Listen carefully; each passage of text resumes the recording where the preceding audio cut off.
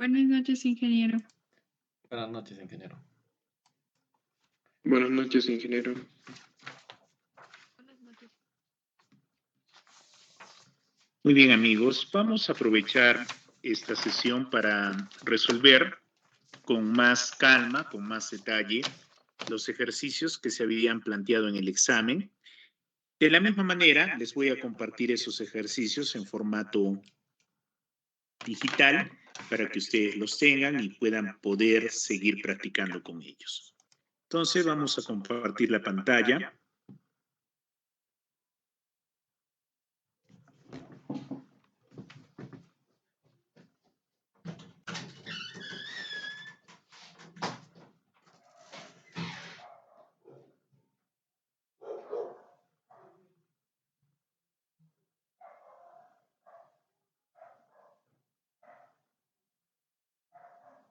Muy bien, ustedes pueden visualizar, ahí tenemos la evaluación que hemos rendido y sobre todo haciendo énfasis en estos casos de estudio.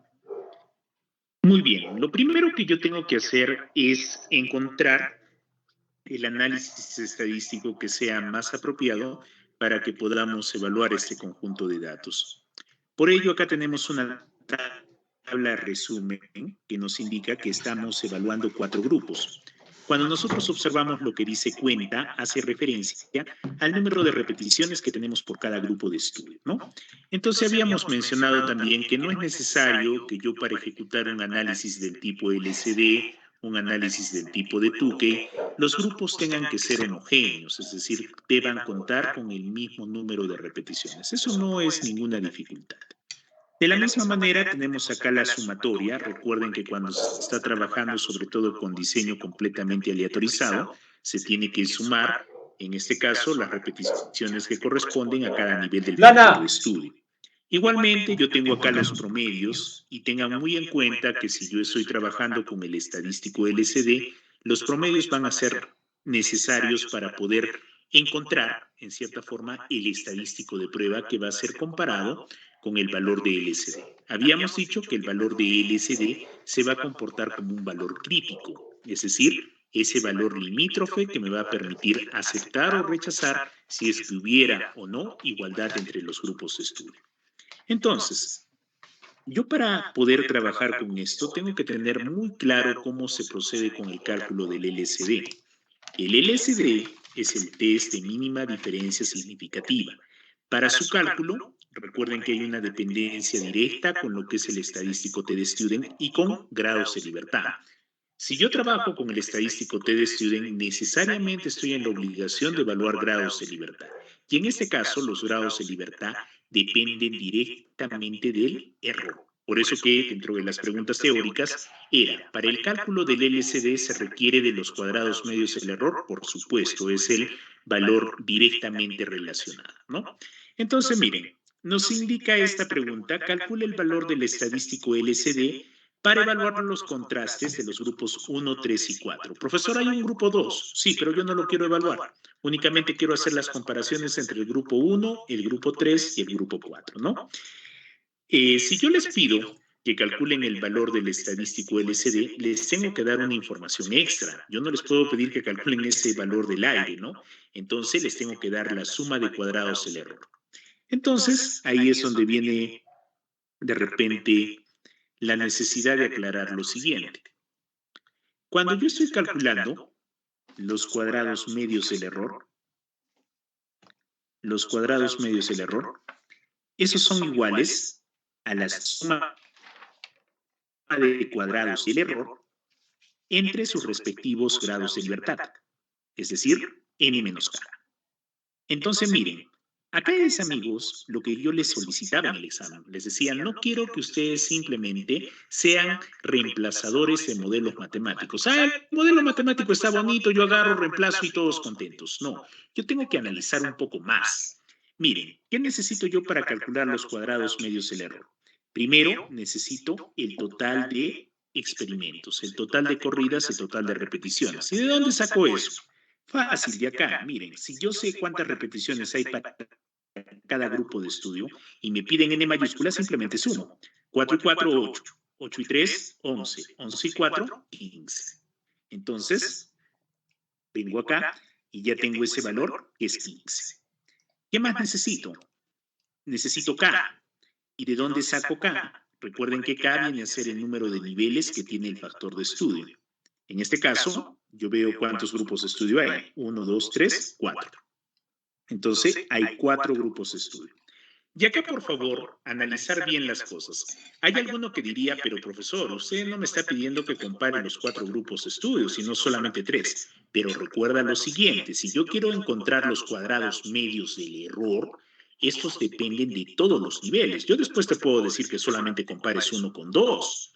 Y eso no tiene por qué involucrar con este valor. Entonces, tengo 15 menos 4, sería un valor de 11.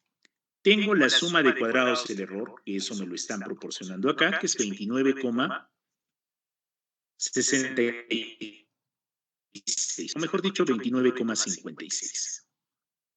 ¿Ok? Entonces, miren, producto de esa división, yo ya tengo el valor de los cuadrados medios del error. Puedo trabajarlo incluso con 2 decimales, ¿no? Con 2 decimales únicamente. Sería 2,69. ¿Ok? ¿Por qué es importante este valor de los cuadrados medios del error? Porque cuando yo trabajo con el estadístico LSD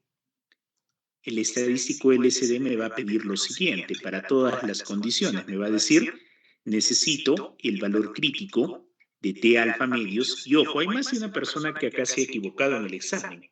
Me ha multiplicado un valor de T alfa medios que no sé de dónde ha sacado por los grados de libertad del error, n menos k. Y recuerden que nosotros habíamos explicado que si voy a trabajar con un valor crítico de T de student, necesariamente debo conocer sus grados de libertad. Esos grados de libertad dependen del error del tratamiento que yo esté ejecutando. Por eso que acá los grados de libertad para este valor de T alfa medios es n menos k.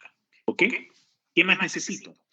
Yo observo que acá no son grupos con cuentas homogéneas o con repeticiones homogéneas. Entonces, lo más conveniente sería aplicar este modelo, que todo esto venga multiplicado por los cuadrados medios del error. Y recuerden que las comparaciones que nosotros empezamos a ejecutar con estos contrastes múltiples siempre son en pareja. Es decir, tengo 1 sobre N1 más 1 sobre N2. Ha habido también personas que me han empezado a hacer comparaciones considerando todos los conteos que tenía cada grupo de estudio o cada nivel de estudio. Eso es incorrecto. Recuerden que los contrastes se hacen en parejas. Entonces, ¿sí? Acá yo tenía este modelo matemático, ¿no? Entonces, miren, a mí me están solicitando que haga la comparación, entre 1 y 3. ¿Ok? Entonces vamos acá. Yo tengo estos valores, 1 y 3, y tengo sus promedios. Entonces, lo primero que yo voy a hacer, voy a contrastar el promedio de 1 versus el promedio de 3. Recuerden que esto yo lo puedo dejar así, o si quiero, también en el SD le puedo poner valor absoluto. Entonces, ¿cuál es el promedio de 1? El promedio de 1, entonces coloco ahí 57,40 y ahora le voy a restar el promedio de 3. El promedio de 3 es 53,23 menos 53,23. Entonces, si yo hago esta sustracción, que la puedo tomar como valor absoluto, me va a dar un valor de 4,17. ¿Ok? Recuerden, amigos, que la diferencia de promedios que yo ejecuto para cada grupo de estudio se comporta como el estadístico de prueba, es decir, es un valor experimental que yo estoy calculando en función de data que he obtenido. Ahora, yo voy a trabajar, por otro lado, con el grupo 1 y el grupo 4. Entonces, nuevamente, voy acá y veo el promedio de 1. El promedio de 1 sigue siendo 57,40, lo puedo trabajar como valor absoluto. Si no lo trabajo como valor absoluto, tampoco no hay ningún problema. 57,40 menos el promedio de 4, en este caso es 51,12.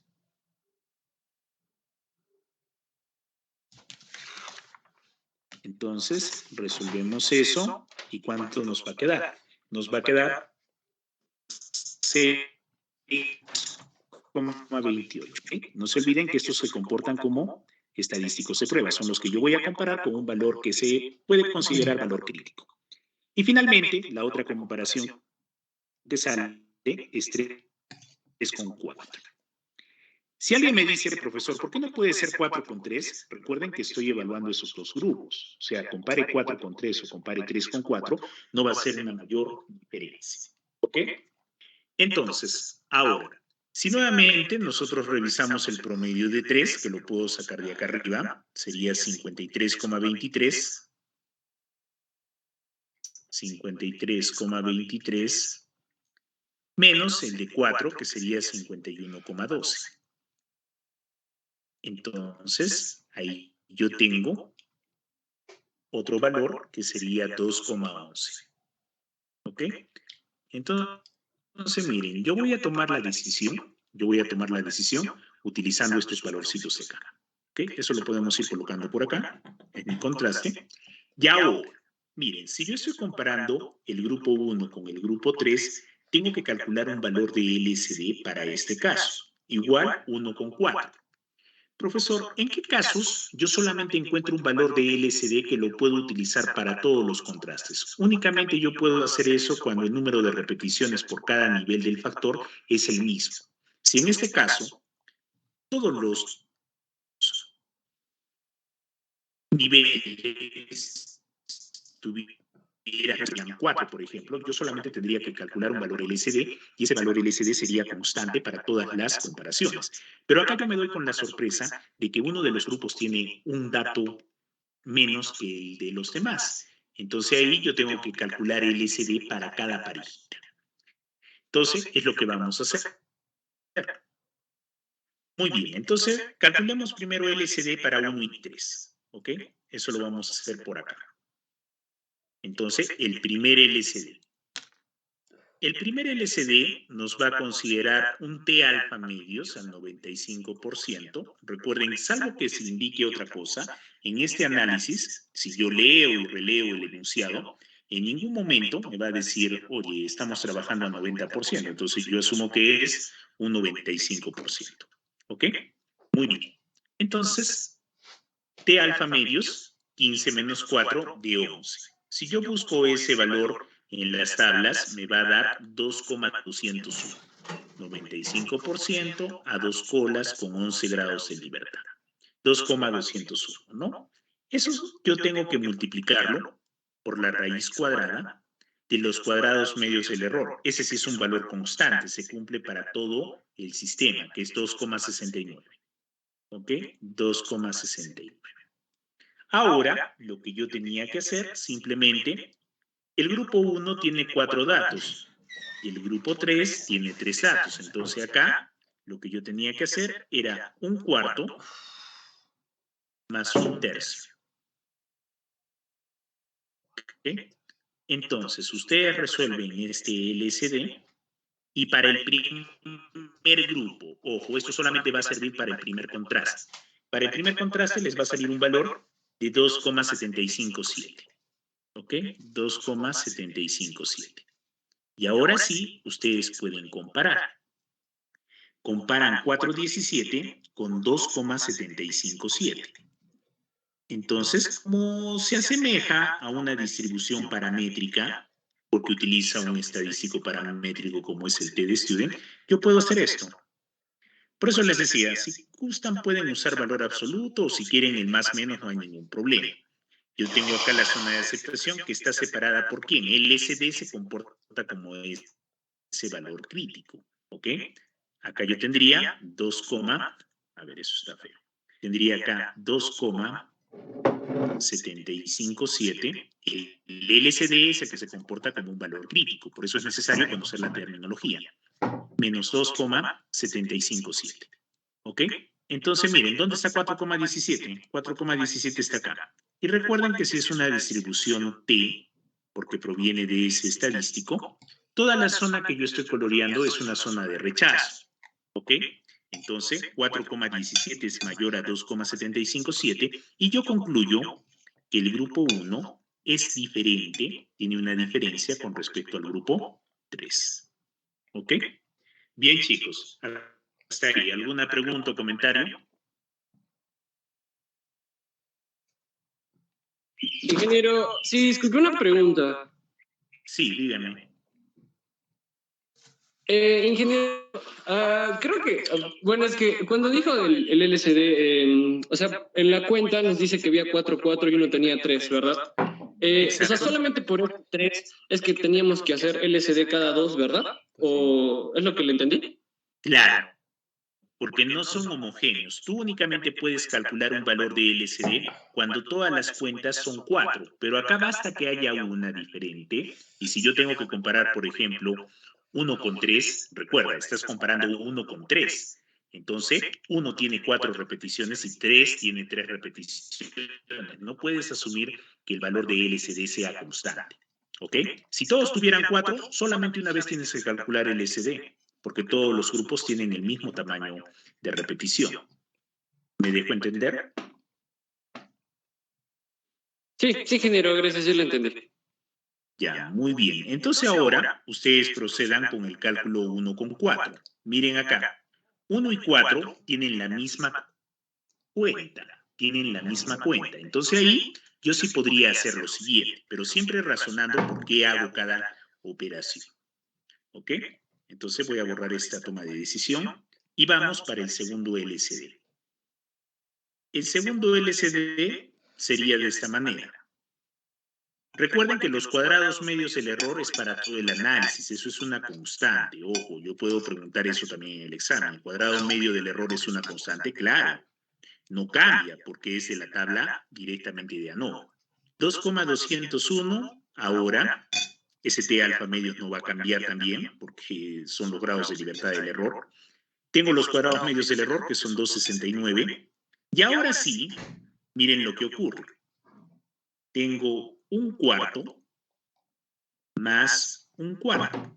En este caso coincide que tanto el grupo 1 como el grupo 4 tienen el mismo número de repeticiones.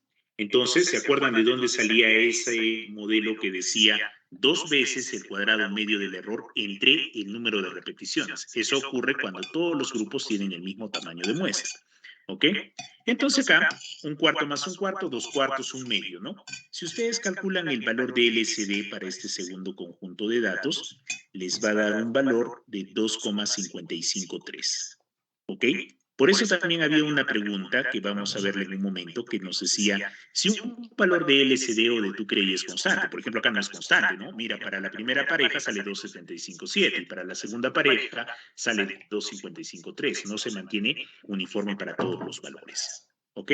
Entonces ahora comparemos ese valor que hemos obtenido, 2,553, con respecto a 628. Entonces, nuevamente, profesor, ¿yo puedo hacer mi distribución? Sí, puedes dibujar tu campanita. Tienes acá 2,553 y tienes en este otro lado menos 2,553. Recuerda que todo lo que cae entre estos dos valores es una zona de aceptación y todo lo que cae fuera es una zona de rechazo. Mira, por acá está 628. Lejos, ¿no? Y además 628 es mayor a 2,553. Entonces, ¿a qué otra conclusión llegas? Que 1 es diferente de 4. ¿Ok? 1 es diferente de 4. Muy bien. Ya hemos hecho la segunda comparación. Vamos con la tercera comparación. La tercera comparación, ¿qué nos dice? Nos dice, vamos a trabajar con el valor 3 y 4. Y miren, yo puedo acá hacer una inferencia adicional. A ver, si trabajo con 3 y 4, observen ustedes, 3 tiene 3 repeticiones y 4 tiene 4 repeticiones. Pregunta, chicos, ¿puedo utilizar el primer valor? ¿Sí o no? ¿Qué me dicen? Sí. Claro que sí, porque miren, acá simplemente estoy invirtiendo esto. Un tercio más un cuarto siempre va a dar el mismo resultado. ¿Ok? Yo puedo poner un tercio más un cuarto o un cuarto más un tercio. Entonces acá el estadístico LCD también va a ser 2,757. Ese es el razonamiento, amigos, al que yo quiero que ustedes lleguen. No simplemente, profe, calculo todo a la mala. No, no es calcular todo a la mala, sino yo tengo que ver algunas veces también qué cálculos es necesario hacer y qué cálculos también los puedo obviar. Por ejemplo, acá, si yo tengo nuevamente que repetir un contraste con un grupo que tiene 3 repeticiones y con otro grupo que tiene 4, profe, ¿hay que volver a calcular todo? No, puedes usar el valor de arriba, porque un cuarto más un tercio es igual que un tercio más un cuarto, no hay diferencia. ¿No? Pero, profe, el cuadrado medio del error, no te preocupes por eso. El cuadrado medio del error hemos quedado que sale de la tabla de ANOVA y ese es un valor constante en todos los cálculos. Profe, los grados de libertad, eso tampoco va a cambiar. ¿Ok? Entonces acá, vean ustedes que yo voy a tener un valor menor. Si nuevamente tengo mis dudas, dibujo mi tabla de distribución y tengo acá, hemos dicho, quién se comporta como valor crítico, el LCD, ¿no? El LCD se comporta como si fuera un valor de tabla. Entonces coloco acá 2,757, acá menos 2,757 y miren, para sorpresa, ¿dónde se encuentra 2,11? 2,11 se encuentra en ese sector. Entonces, ¿yo a qué conclusión llego? Que el grupo 3 es igual al grupo 4. Entonces, amigos, eso era todo lo que tenían que hacer. En el examen era todo lo que tenían que hacer. No había nada, como dicen, complicado, ¿no? Sino que yo tenía que reflexionar un poquito más, concentrarme un poquito más, tratar de analizar más esta situación. ¿Ok? Muy bien. ¿Alguna pregunta o comentario?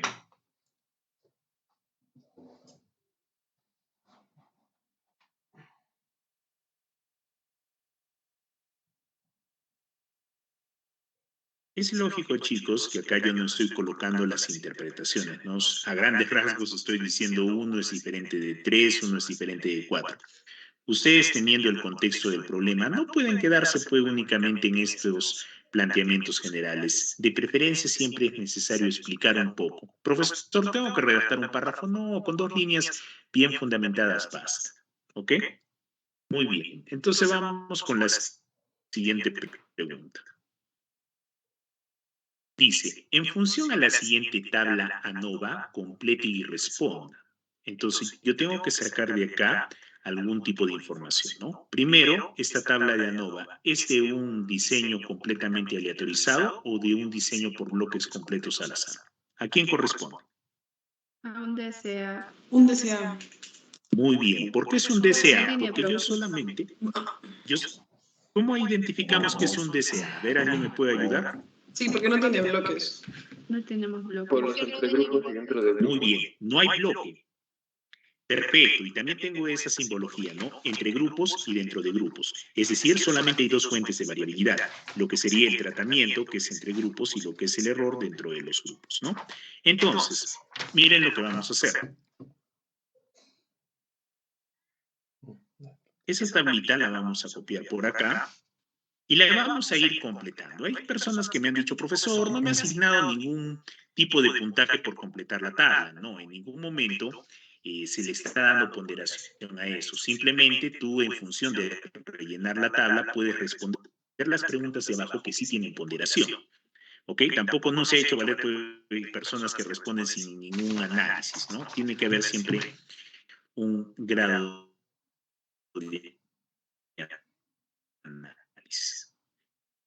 Entonces, vamos acá. Esta tabla, amigos, era simplemente para que ustedes utilicen su formulario. Yo les había dicho, chicos, si les doy el promedio de cuadrados, si tienen la suma de cuadrados, ¿cómo calculan esto? Ya, pues, profesor, la suma de cuadrados entre los grados de libertad me debe dar el promedio de cuadrados. Si ustedes hacen eso,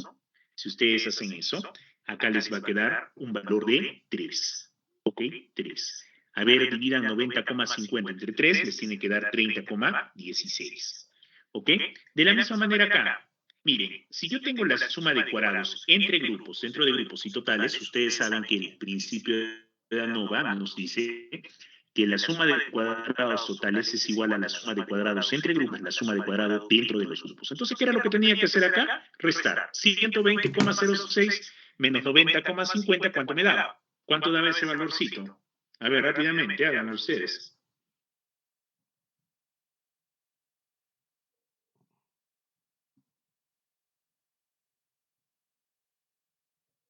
29.56. Muy bien, entonces colocábamos ahí 29,56. Ahora, miren, si yo quiero encontrar el promedio de los cuadrados, 29,56 entre 11, eso me da 2,69. Hay más de una persona que no sé por qué razón me ha querido calcular acá el estadístico de prueba F y se estaba traumando también con el valor crítico y no sé por qué hacían eso. Realmente no lo sé. Si yo acá les estoy dando el valor de la probabilidad, recuerden que cuando hay probabilidad, eso es lo mismo a decir valor P. Y ahora, nuevamente, cuando yo coloco valor P, el valor P es en mayúscula, porque si es una P minúscula, significa proporción de éxitos poblacional. Si es una P con barra, significa proporción de éxitos agrupada. Y si es una P con acento circunflexo, significa proporción de éxitos muestrial. ¿Ok? Entonces, vamos a responder la primera pregunta. Recuerden que estos grados de libertad, si ustedes aplican su formulita que nos dice K-1 es igual a 3. Y yo sé que K viene a ser el número de niveles de mi factor de estudio. Entonces, K es igual a 4. ¿Correcto? Igualmente, ustedes sabían que si yo sumo acá, por ejemplo, 3 más 11, 14, acá es n menos 1. ¿Qué quiere decir eso? Que yo realmente tengo un n con 15 datos. ¿Ok? Con 15 datos. Muy bien. Vamos a responder las preguntas. ¿Qué nos dice? ¿Cuántos niveles del factor principal se están evaluando? ¿Cuántos niveles? 4 niveles, ¿no? 4 es el valor de K. ¿Cuántas repeticiones se realizaron por tratamiento? A ver, díganme eso. ¿Cuántas repeticiones se han hecho por tratamiento? ¿Hay forma de saberlo? Solamente con la información de la tabla. ¿Hay forma de decir, profe, si en total se han hecho 15 repeticiones, en total son 15 experimentos, yo digo que hay 4 repeticiones por cada tratamiento o por cada nivel? ¿Es posible decir eso? No, no tengo la menor idea. No tengo la menor idea, porque de repente, incluso si sea un número par, es decir, 16, donde yo podría intuir que son 4 repeticiones por cada nivel, yo no puedo asegurar eso con la información de esta tabla. Porque ¿qué tal si un nivel tiene 5, otro tiene 4, otro tiene 3 y otro tiene 6? Nadie me asegura que sean datos homogéneos. Entonces ahí la respuesta era, no se puede determinar. ¿Cuántas repeticiones? No lo sé, no hay manera de saberlo. ¿Ok? Pregunta, ¿qué decisión tomaría con un alfa de 0,01? Y ahí más de uno decía, profesor, ¿qué le pasa? Está buscando una tabla de F que tiene ese valor, usted solamente nos ha enseñado el 95%. Eso no tiene nada que ver. Recuerden que yo estoy evaluando acá el valor P. Por eso no les había dado el valor de F. Y creo que esa era la pregunta de una de sus compañeras al final de la clase. Ya habíamos dicho, cuando yo tengo el valor P considera el nivel de significancia como una especie de valor limítrofe, ¿no? En este caso, si me dicen una significancia de 0,01, cualquier valor que sea menor o igual a 0,01 me provoca un rechazo de hipótesis nula. Y cualquier valor que sea mayor a 0,01 me provoca una aceptación de hipótesis nula. En este caso, observen ustedes dónde estamos. Dice, ¿qué decisión tomaría con un alfa de 0,01? Yo veo que acá la probabilidad también es 0,01. Hemos dicho que si es menor o igual, rechazamos la hipótesis nula. ¿Ok? Entonces ahí ustedes tenían que hacer todo el planteamiento. Decir, la hipótesis nula evalúa la media de A, la media de B, la media de C, la media de D, o simplemente igual a la media del grupo. ¿Ok? Tenían que indicar el nivel de significancia, el nivel de confianza, utilizar el criterio para tomar la decisión y finalmente emitir la conclusión. ¿Ok? Eso era lo que yo esperaba que hicieran. Si hacían todo el planteamiento correcto, explicaban lo que estaban trabajando, se les asignaba sus 3 puntos. No había nada complicado ahí. Finalmente, la pregunta 3, ¿es necesario realizar un contraste múltiple? Ahí me tenían que explicar, sí, profesor, es necesario realizar un contraste múltiple porque estamos rechazando la hipótesis nula. Eso quiere decir que más de un grupo es diferente, o por lo menos un grupo es diferente. ¿Ok? Acá, calcule el estadístico LSD. ¿Qué era lo que tenían que hacer? Profesor, ¿es posible calcular el estadístico LSD? Sí. Yo podía calcularlo, pero me estaba arriesgando mucho porque nadie me asegura que el contraste sea 4,3, que sea 5,6. Entonces, ¿qué era lo que yo tenía que responder ahí?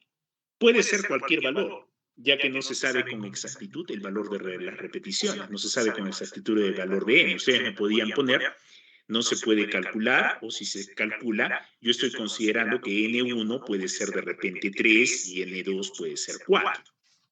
¿Ok? Pero yo tenía que especificar eso. Si solamente me ponían n1 es 3 y n2 4, ¿cómo saben que los tamaños de muestra y las repeticiones son de ese valor? No puedo inferir eso, ¿no? Y diga si será un valor constante. Profesor, yo estoy viendo acá que tengo 15 datos, es decir, no hay manera de saber de que este sea un valor constante. Y de hecho, si incluso yo hago el cálculo, no sería nunca un valor constante, porque al ser un número impar, como es 15, se sobreentiende que las repeticiones no son parejas, ¿ok? No son parejas. Muy bien, amigos. Ese era todo el análisis que tenían que hacer. Y bueno, no sé si hubiera alguna pregunta.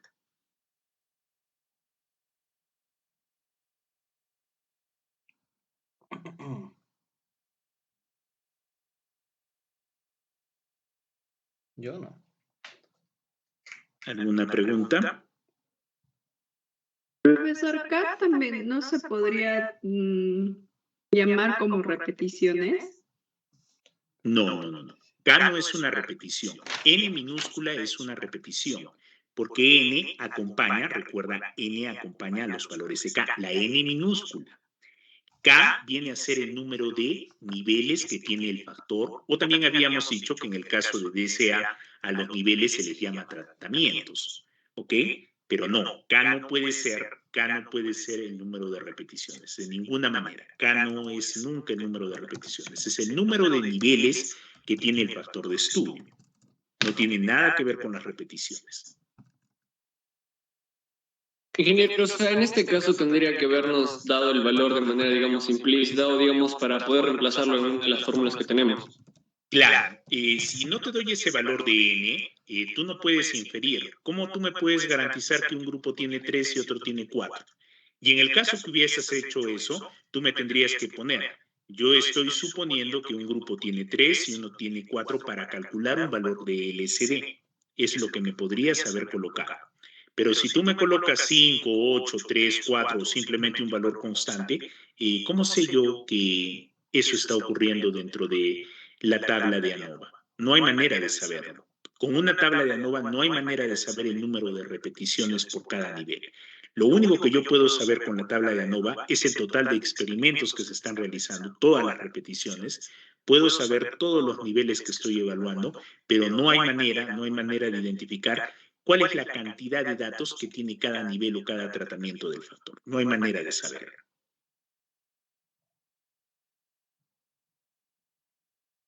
Muy bien, amigos. ¿Alguna otra pregunta o consulta? ¿Podría volver a poner eso de las probabilidades? Todavía no me queda bien claro cómo se resuelve cuando te dan probabilidades. Ya, perfecto. Nosotros habíamos mencionado que el método más clásico para evaluar una toma de decisión desde el punto de vista matemático es el cálculo del estadístico de prueba. El estadístico de prueba es un valor experimental de la distribución estadística que se compara con un valor de tabla. Ese es el método clásico. También yo puedo utilizar un método alternativo que sobre todo es muy valorado por los investigadores, porque a los investigadores les interesa utilizar la estadística para tomar una decisión, no les interesa mucho el fundamento matemático. Entonces ellos dicen, para mí es más fácil trabajar con el valor P o la probabilidad. Miren acá, chicos, este valor P, calcularlo manualmente es muy complicado, no es tan sencillo como el estadístico de prueba. Involucra trabajar con algunas funciones exponenciales y también con algunas integrales, no es tan sencillo trabajar. Nosotros, yo recuerdo que en la distribución Z, para proporciones y para media con varianza conocida, con varianza poblacional conocida, hicimos el cálculo de distribución Z. Pero hicimos ese cálculo porque es sencillo encontrar ahí el valor P. Pero cuando ya hablamos de un T de student, de un valor F, no es tan simple. Entonces, miren acá. Cuando yo tengo un valor P, me olvido del estadístico de prueba. Ambos llegan a la misma conclusión. De hecho, ambos llegan a la misma conclusión, pero no significa que yo para interpretar el valor P necesite conocer el estadístico de prueba. Miren acá, amigos. Cuando yo trabajo con el valor P, quien va a cumplir la función del valor crítico es el nivel de significancia o alfa. Él es el que va a dividir la frontera de la zona de aceptación y de la zona de rechazo. En este caso, por ejemplo, cualquier valor que sea menor o igual al nivel de significancia me va a permitir rechazar una hipótesis nula. Cualquier valor que sea mayor al nivel de significancia me va a permitir aceptar una hipótesis nula. En el caso específico de este problema, nos dice, ¿qué decisión tomaría? Y miren acá, con un alfa de 0,01. Alfa hemos dicho que hace la función del valor crítico, ¿no? Entonces coloco acá 0,01. Él es el que va a ser, como decimos, el juez estadístico, ¿ok? Ahí tenemos a 0,01. Entonces, miren, la probabilidad, el valor P que yo he encontrado es 0,01.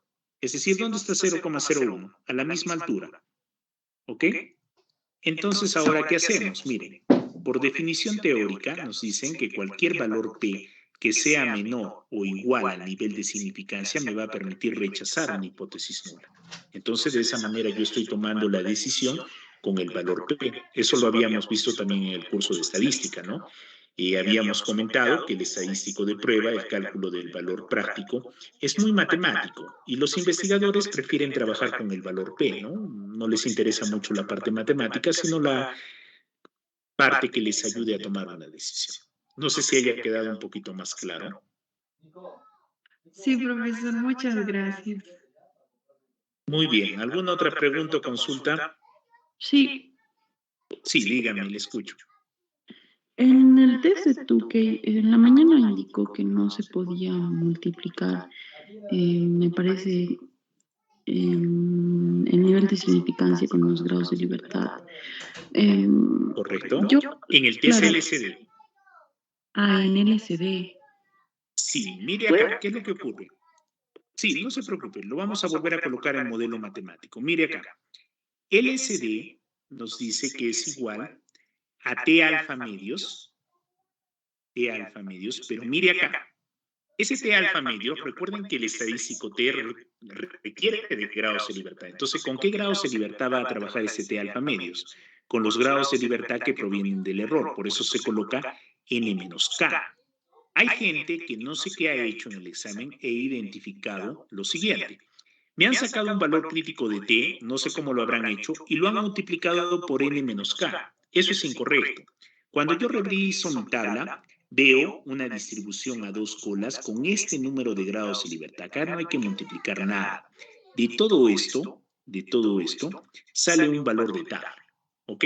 Ahí recién viene después otro valor, que es la raíz cuadrada de los cuadrados medios del error, o de los cuadrados medios dentro del grupo, si quieren llamarlo así, por 1. Y miren acá, lo que preguntó una compañera, profesor, ¿las repeticiones no pueden ser K? No pueden ser K. Algunas veces puede coincidir que yo tengo 4 grupos de estudio, 4 niveles de un factor, 4 tratamientos y 4 repeticiones, pero eso es una coincidencia.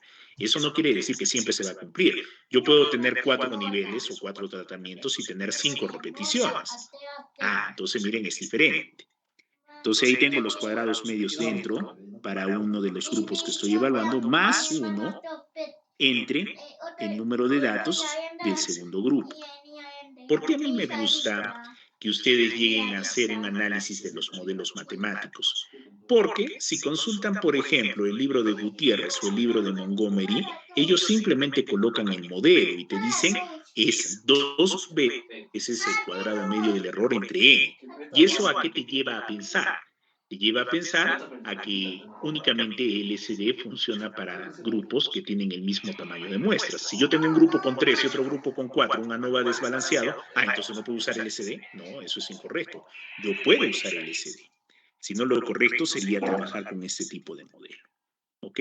Entonces, miren, este N-K me indica los grados de libertad para que yo pueda encontrar este valor de tabla. No significa que yo el valor del T alfa medio lo tenga que multiplicar por N-K. No quiere decir eso.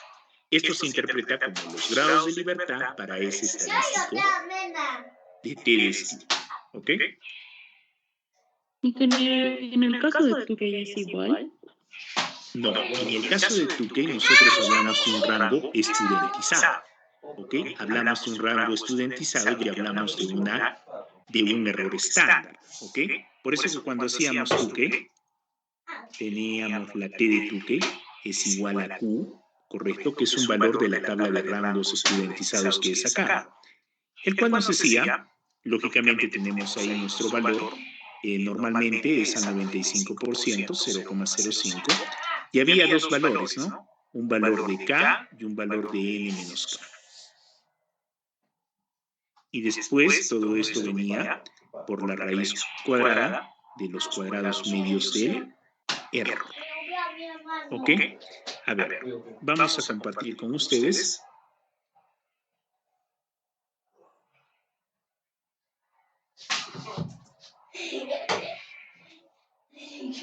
Es que en LSD no tenía dudas, pero creo que sí me equivoqué en Tukey porque yo he multiplicado K por N menos K. Sí, no se preocupe, eso lo vamos a ver en un momento. En ninguno hay que multiplicar, directamente por esos valores.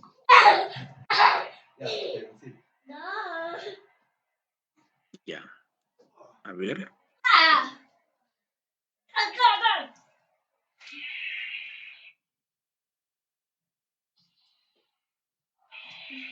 Esto sí les llegué a compartir, ¿no? Ahí está bien explicado cómo se calcula en un parámetro homogéneo. En el caso de Tukey, nosotros necesitamos los rangos estudentizados. A ver, creo que no lo tengo por acá. A ver, miren ahí. Yo necesito 2 grados de libertad, que no es una multiplicación. Miren, tengo acá el rango estudentizado para 95%, ¿no? Un nivel de significancia de 5%. Entonces, ¿qué es lo que yo hago? Yo busco acá los grados de libertad, los iniciales, que acá se le está denominando P, y los F, que están en este otro lado. ¿Ok? Entonces, similar a una tabla F, yo hago un cruce de información. ¿Ok? A ver, me van a dar un minutito, por favor. Un minutito. Regreso.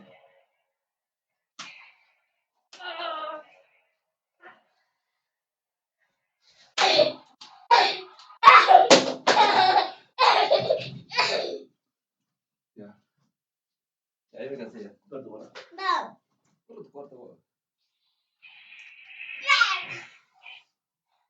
Ya uno más y ya te vas a tu cuarto. No. Ya un ratito más tengo que estudiar, ¿ya? Ya. No. Morata. A Morata. Yo quiero usar un sitio. Ya. A ver. Voy a hacer dibujo. Oh. No, yo. ¿Tú tienes espada azul o yo? Yo todavía me haría papete. La espada verde es el Yoda, pero tú eres Yoda, pero es nada. Ya. Yo voy a hacer Anakin, acá. Anakin malo.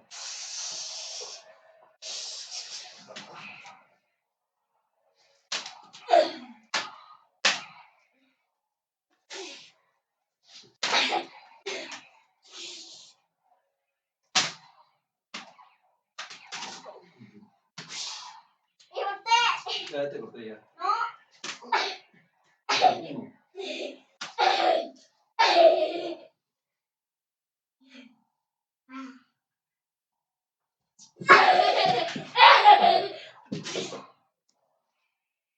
Ya, ya te cuarto hoy. Ya, Ané. Ané. Ya, te vas a ganar por día ya. ¿Feliz? Sí. Ya, por lo que te doy.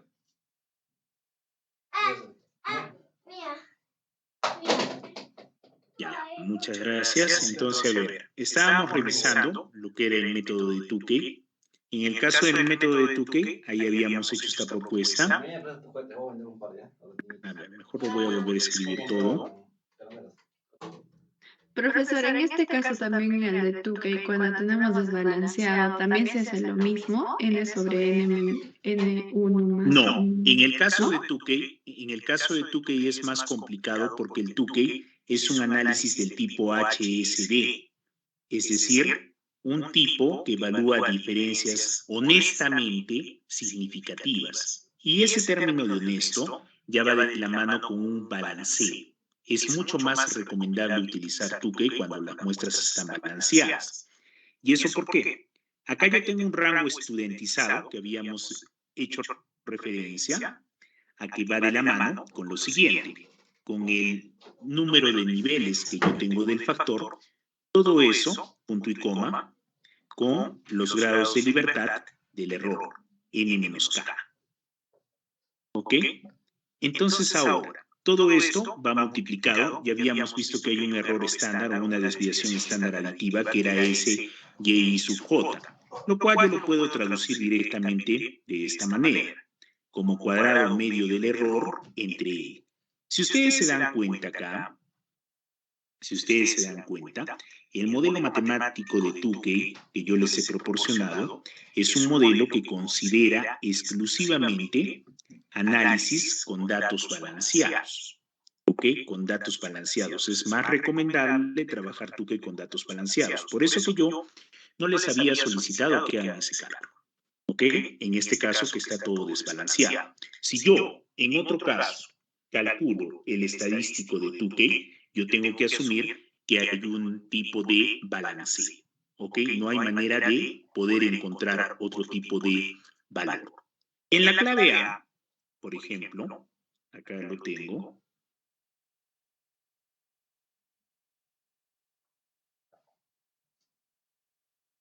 ¿Qué era lo que ocurría? A ver, vamos con la clave A. En la clave A me parece que les pedí el Tukey, pero ¿por qué les pedí el Tukey? No les pedí un Tukey con 15 datos. Con 15 datos sería realmente complejo hacer. Miren acá. Decía, calcule el estadístico de Tukey y diga si será un valor constante. Acá había un gran detallito, ¿no? Observen ustedes, si yo encuentro los grados de libertad, a ver, dividan 85,68 entre 28,56, ¿cuánto es eso?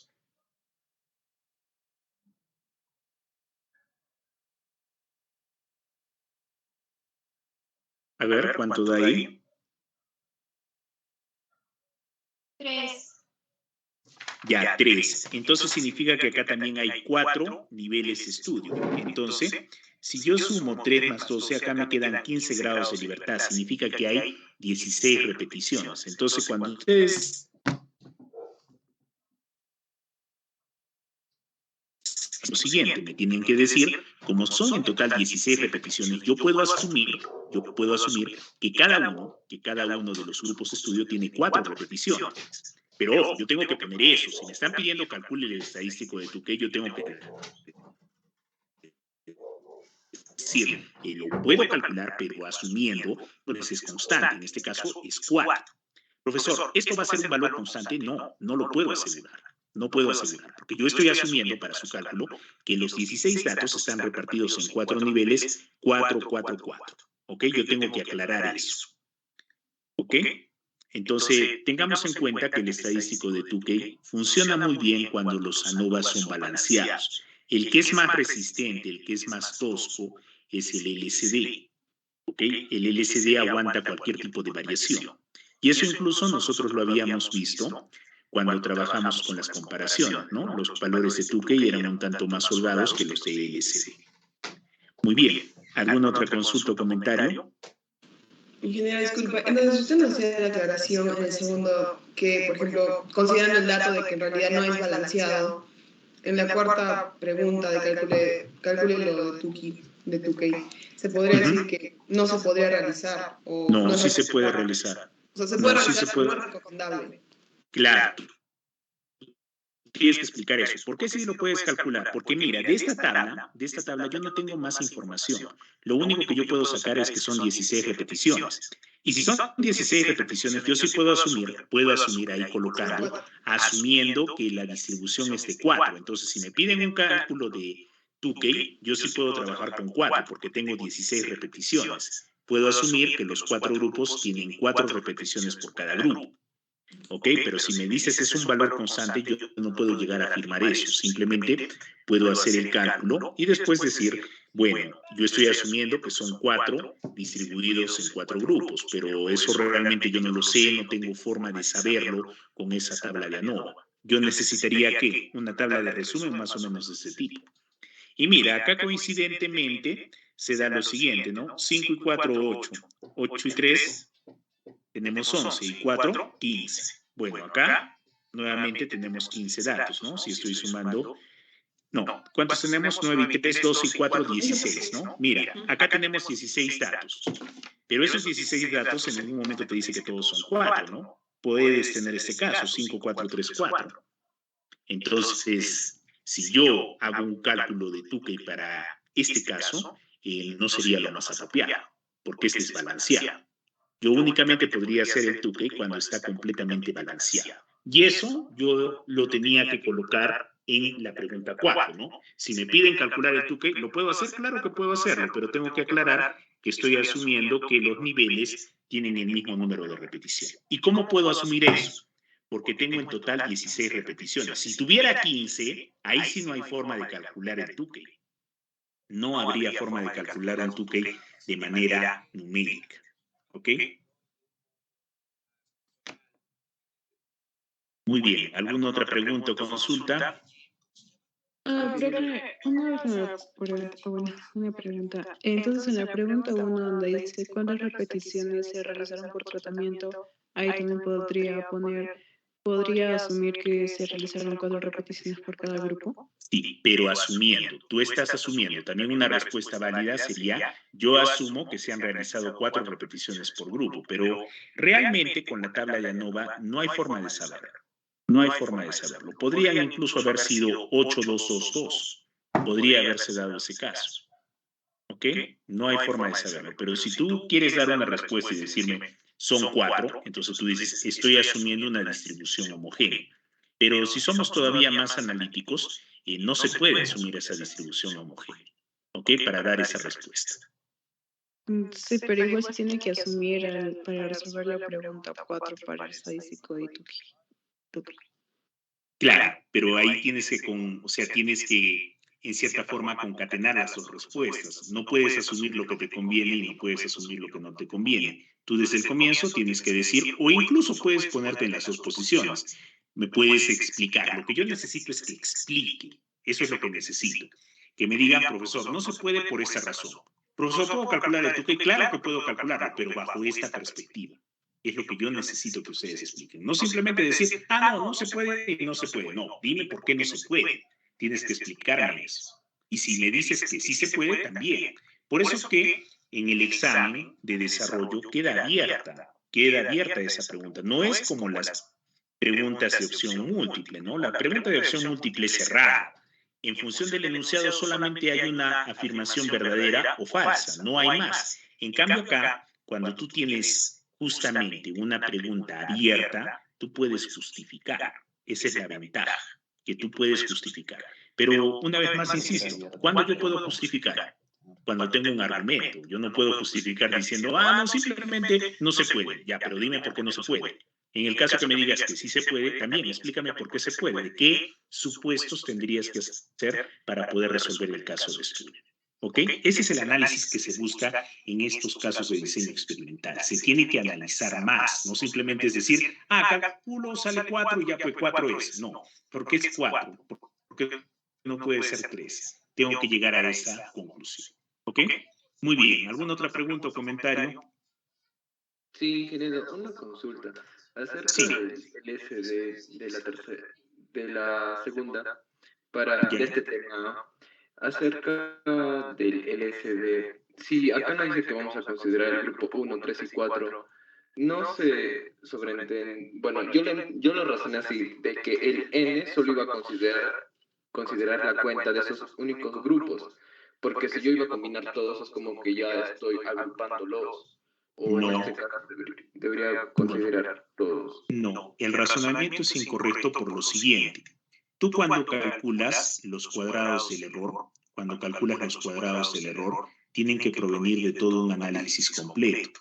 Si tú solamente estás comparando 1, 3 y 4, estás reduciendo todo eso drásticamente. No, los cuadrados del error vienen de toda la comparación. Es por decir, yo tengo 5 niveles de tratamiento y yo te digo, ¿sabes qué? El 2 no quiero comparar, pero tú para que puedas sacar esa información del LSD, porque es información que te estoy proporcionando, necesariamente tienes que trabajar con los cuadrados medios del error. Otra cosa hubiese sido que yo te diga, considere que la suma de cuadrados del error para estos tres grupos es 34,53. Yo no he dicho en ningún momento eso. Yo te estoy diciendo, los cuadrados o la suma de cuadrados del error es 34,53. Se asume que es para todo lo de arriba, no solamente para estos tres. Yo te puedo pedir incluso, únicamente te puedo decir, compárame el grupo 1 con el grupo 4. Y tú no me vas a decir, profe, y el 2 y el 3, no, yo no quiero verlo, solamente quiero que me hagas el contraste 1 con 4. ¿Y por qué se hizo eso? Justamente considerando el tiempo del examen y todo eso, se les trató de que no hagan pues todas las comparaciones. Es más fácil hacer 3 comparaciones, hacer 6 comparaciones, ¿no? Entonces, por eso simplemente se les pidió esos 3 grupos. ¿Ok? Muy bien. ¿Alguna consulta o comentario adicional?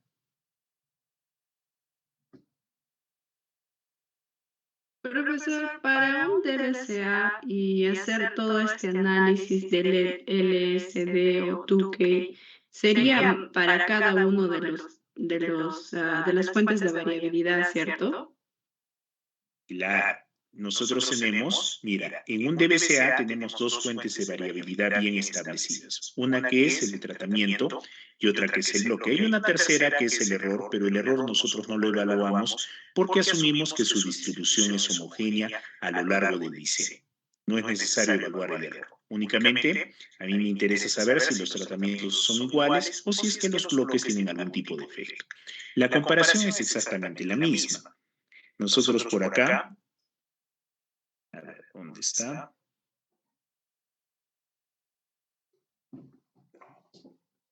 Miren, ahí tengo la comparación básica entre lo que es un LSD para un DCA y un LSD para un DBCA. Miren que en ambos casos, yo dependo del estadístico TD Student. Y adicionalmente, acá yo tengo los grados de libertad para el error.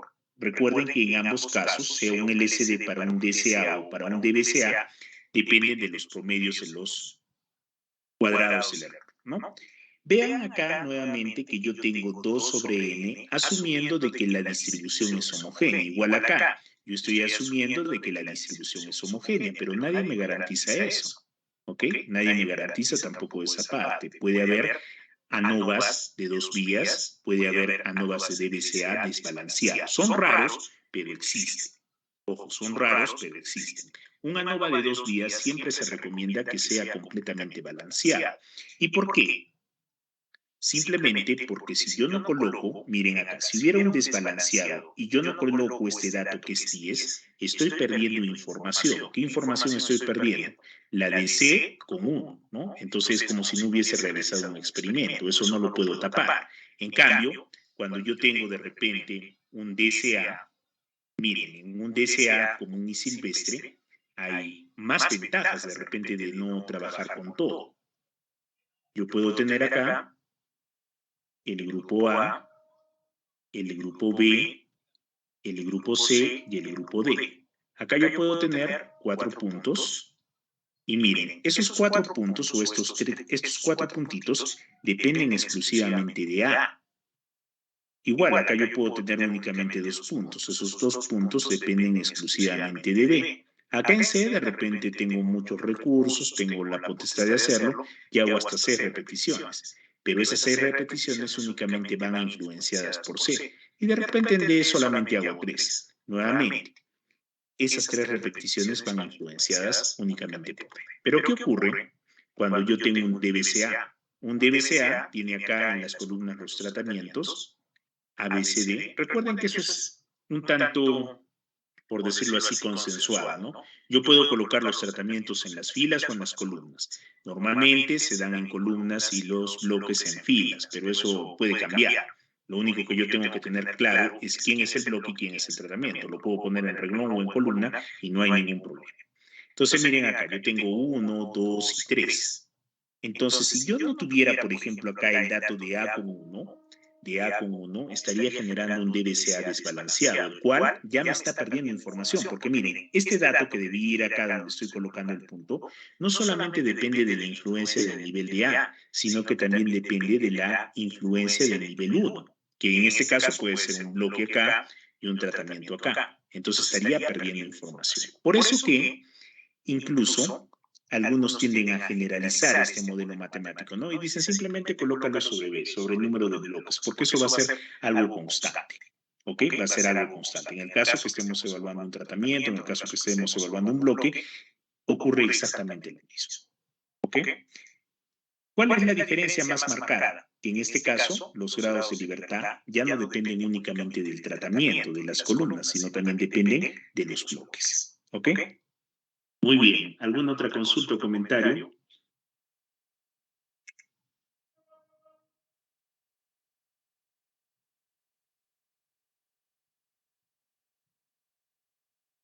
Ingeniero, una pregunta. Sí, le escucho. En la fórmula justa del LCD, ahí dice N-K, pero pasó un archivo por el Blackboard de la evaluación del LCD y es diferente, va por N-1, creo. Sí, da exactamente lo mismo. Si ustedes hacen la comparación, es exactamente lo mismo. No hay ningún tipo de diferencia acá.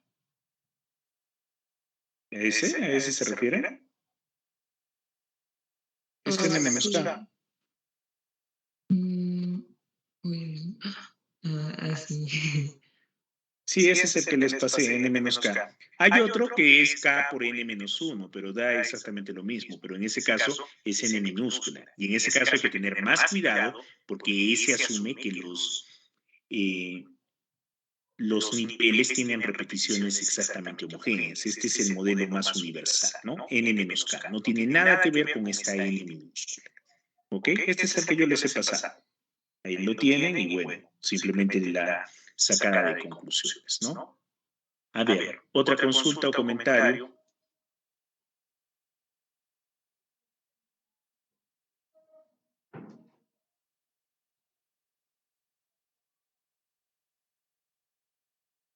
A ver, amigos, entonces, vamos a quedar de esta forma. Para el día jueves, nosotros tenemos nuestra evaluación de recuperación. Va a ser sobre 2 puntos, que es probable que les tome para que calculen un LCD, para que calculen un Tukey, para que calculen de repente, no sé, completen una tabla de DCA o de DBCA, que simplemente es utilizar el formulario, ¿no? Si, por ejemplo, ustedes acá encuentran este valor de 3, yo les puedo preguntar cuántos niveles de tratamiento han utilizado. Entonces, ustedes simplemente me dicen, si son 3 grados de libertad, significa que K-1 es igual a 3, por lo tanto, K es igual a 4, son 4 niveles o 4 tratamientos para el factor Westphal. ¿Ok?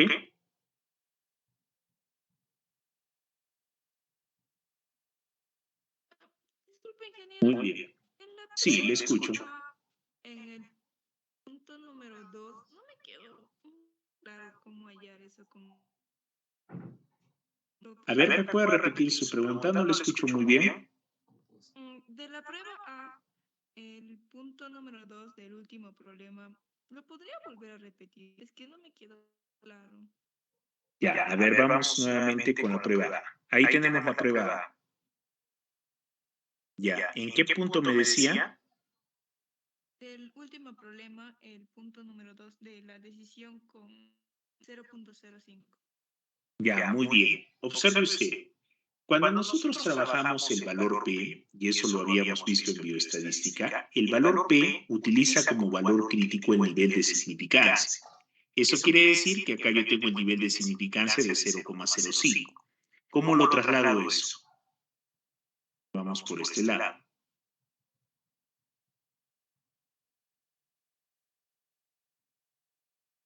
Yo tomo acá un punto de referencia y acá 2 zonas, ¿no? Este punto limítrofe va a ser el nivel de significancia alfa. En este caso yo le estoy diciendo evalúe las hipótesis con un alfa de 0,05.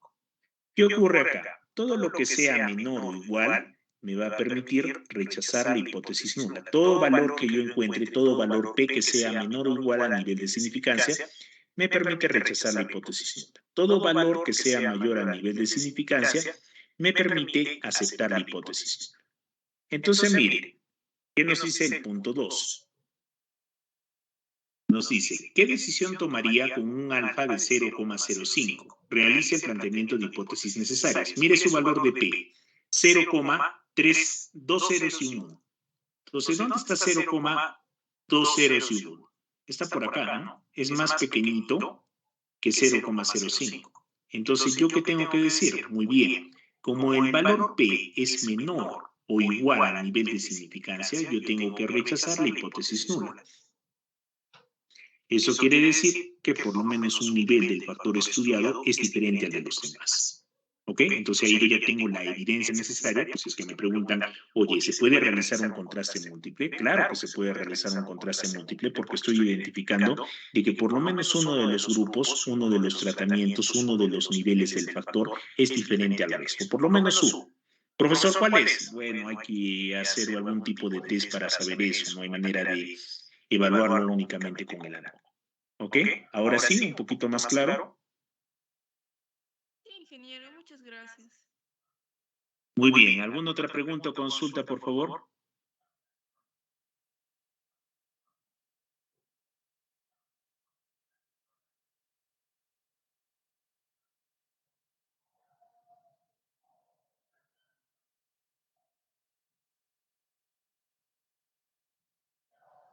Muy bien, amigos. Entonces, nos estaríamos encontrando el día jueves. Recuerden, solamente va a ser un problema y ese problemita va a tener un valor hasta de 2 puntos, ¿ok? Hasta de 2 puntos. Con esos 2 puntitos, yo creo que todos podemos incrementar nuestra nota. De la misma manera, los que se quedaron cerca a aprobar van a conseguir aprobar, ¿ok? Ya también tenemos que ser responsables en el caso de que estemos muy bajos en el curso. Esos 2 puntos pues, nos ayudarán a mejorar un poco y a no estar tan preocupados para la segunda fase. Sí, Ada, le escucho. Perdona, profesor, se presionó. Muy bien, amigos. Entonces, por favor, analizar. Ustedes tienen todo el material, por favor. La única manera de practicar es corran. Al final del libro de Montgomery, sobre todo en el de Montgomery, hay un montón de casos de estudio. Córranlos ustedes, pónganse a practicar, igualmente hay tablas y ANOVA, eliminen un valor, encuentren otro valor y vean cómo se maneja esto. Es la única manera de aprender, porque una vez más, insisto, si yo solamente les enseño a correr un software, eso lo hace cualquiera realmente. Nosotros tenemos que ir analizando por qué se toman las decisiones, cuándo puedo utilizar, por ejemplo, un Bonferroni y un Shefe. Eso no les voy a preguntar, evidentemente, no alcanza el tiempo para hacer el desarrollo de todos esos modelos. Miren, solamente desarrollando el 2K y el LCD nos hemos tomado más tiempo del debido. Si desarrolláramos todos los de Duncan, los de Dunet, los ortogonales y todas las demás variaciones que hay, bueno, el curso solamente sería NOVA. Entonces tenemos que ir viendo también algunas cuestiones académicas por nuestra parte, ¿no? Tenemos que ir revisando, ver que no es complicado y sobre todo aprender a manejar esto, ¿ok? Aprender a manejar esto y darle una aplicación inmediata. Muy bien, amigos, muchas gracias por su participación. Entonces, el día jueves nos estamos encontrando a las 12:30. Por favor, 12:30 en punto. Van a ser únicamente 45 minutos, un problemita. Yo lo califico a la brevedad posible y ya estaría subiendo sus notas, ¿no? Todo el mundo ya conoce su promedio. Entonces es evidente que no puede bajar, pues, ¿no? Profesor, si doy mi recuperación y saco 0 o no me va bien, bueno, no te voy a bajar promedio, ¿ok? Por lo menos te vas a quedar con el promedio que ya conoces. En el caso de que te vaya bien, consigas resolver apropiadamente los problemas, puedo aumentar hasta 2 puntos, ¿ok? Hasta 2 puntos como máximo. Nuevamente insisto, no se puede aumentar pues 5, 6, 7 puntos, eso es imposible. Pero yo creo que 2 sí se puede manejar. Muy bien, amigos. Entonces nos encontramos el día jueves. Listo, profesor, muchas gracias. Buenas noches. Gracias, ingeniero. Nos vemos, cuídense. Gracias, señor. Hasta luego.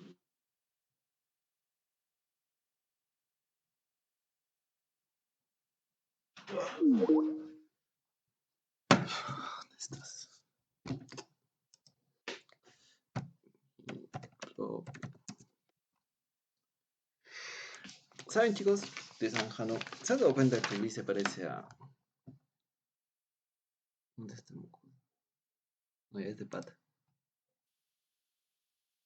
It's Carrie Hutchins. I heard she got breast reduction surgery. What? It's like No, ¿dónde está? Pero le muestro. Pero le muestro.